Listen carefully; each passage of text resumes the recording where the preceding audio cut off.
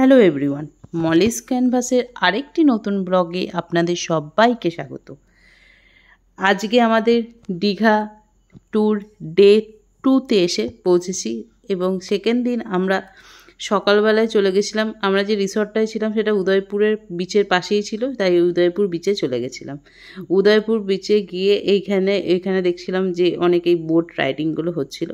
তা আমাদের যথারীতি ইচ্ছা হলো যে আমরা সবাই মিলে একটু এই বোটগুলোয় চাপবো। তা লাইফ জ্যাকেট পরে সবাই মিলে এই যে লাইফ জ্যাকেট পরে নিলাম এবং তারপর আমরা ওইটাই খুব মজা হয়েছিল। কিন্তু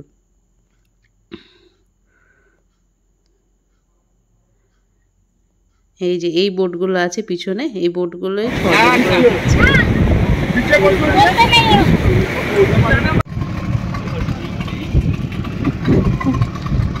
দেখি কেমন লাগছে।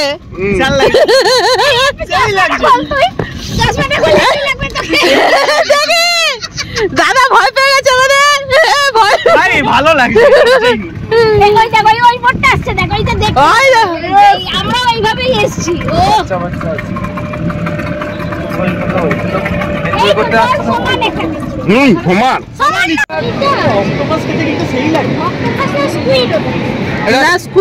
এটা অক্টোপাস, স্কুইড আমি খেয়েছি, ভালো লাগে। আমি খেয়েছি স্কুইড।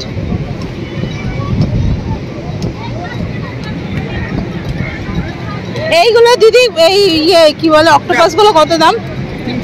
300 টাকা। কি রেঁধে দেবে? কটা? একটা। আচ্ছা, এইটা কি মাছ গো? গলা ব্যক্তি। আর এইটা চিতল, সমুদ্র চিতল। ওটা পমফ্লেট আছে, চিংড়ি। হ্যাঁ, ওগুলো চিনি তো। ঠিক আছে। এরপর চান টান করে নিয়ে আমরা চলে গেলাম ব্রেকফাস্ট করতে। ব্রেকফাস্ট কোথায় খাই করে এইখানে একটা রেস্টুরেন্ট ছিল ভরপেট, সেই ভরপেটের রেস্টুরেন্টে গেলাম কিছু ব্রেকফাস্ট করার জন্য। ওখানকার অ্যাম্বিয়েন্সটাও মানে ভালো ছিল, বেশ অ্যাম্বিয়েন্সটা বেশ সুন্দর ছিল চারিপাশে। মানে এটা হোটেল কাম রেস্টুরেন্ট, তা বেশ ভালো লেগেছিল।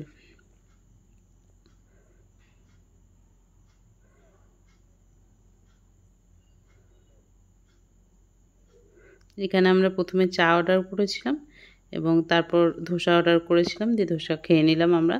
তারপর আমরা চলে গেলাম হচ্ছে ওল্ড দীঘা। দীঘাতে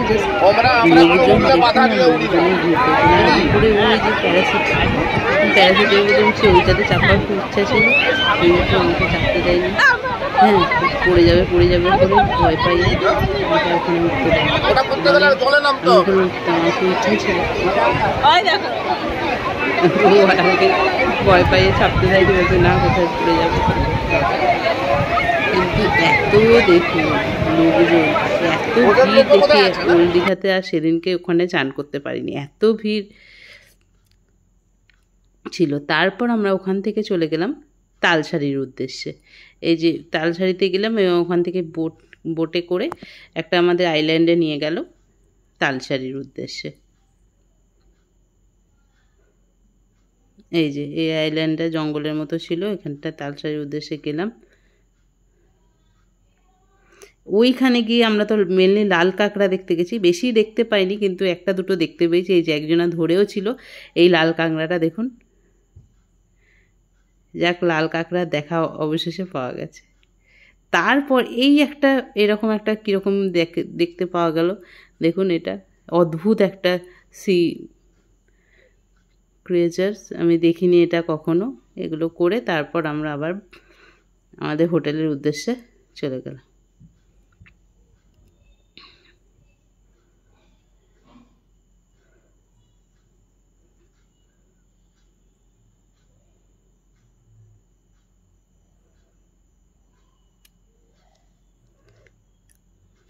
এই যে পিছনে আমাদের সাথে যে দিদি গেছিলো, ম্যাডাম, ওই দিদি এবং তার ছেলে, আমরা সবাই মিলে গেছিলাম। সবাই মিলে